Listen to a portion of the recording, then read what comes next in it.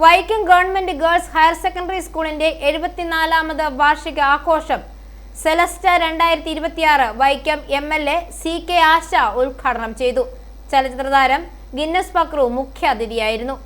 ഇന്നിപ്പോൾ ഈ വേദിയിൽ നിൽക്കുമ്പോൾ ഞാൻ എൻ്റെ കൗമാര കാലഘട്ടത്തിലേക്ക് എത്തിയതായിട്ടാണ് എനിക്ക് തോന്നുന്നത്.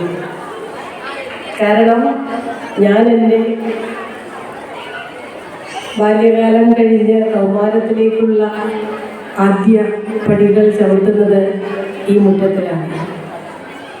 ഇവിടെ എന്നോടൊപ്പം കൈപിടിച്ച എൻ്റെ ഏറ്റവും പ്രിയപ്പെട്ട കൂട്ടുകാരി ബിന്ദു ഈ വേദിയുടെ തന്നെ ഈ സദസ്സിൻ്റെ തന്നെ ഏറ്റവും മുന്നിലിരിപ്പുണ്ട്. ബിന്ദുവിനെ കൂടി കണ്ടപ്പോൾ ആ ഓർമ്മകൾ പൂർണ്ണമായി എന്ന് തന്നെ എനിക്ക് അനുഭവപ്പെട്ടു. മറ്റൊരാളുണ്ട് അതോടൊപ്പം ഞങ്ങളോടൊപ്പം ഈ മുറ്റത്തിങ്ങനെ സഞ്ചരിച്ച ഈ വേദിയിലുണ്ട് നമ്മുടെ ബഹുമാന്യയായിട്ടുള്ള കൗൺസിലർ ഗിരിജ.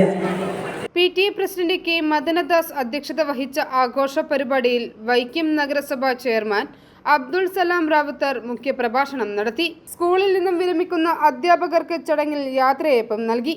LP ക്ലാസ് മുതൽ ഹയർ സെക്കൻഡറി തലം വരെ കലാ, കായിക, വിദ്യാഭ്യാസ മേഖലകളിൽ കഴിവ് തെളിയിച്ച വിദ്യാർത്ഥികൾക്ക് പുരസ്കാരങ്ങൾ നൽകി അനുമോദിച്ചു. കുട്ടികളുടെ വിവിധ കലാപരിപാടികൾ ആഘോഷ പരിപാടികൾക്ക് മാറ്റുകൂട്ടി.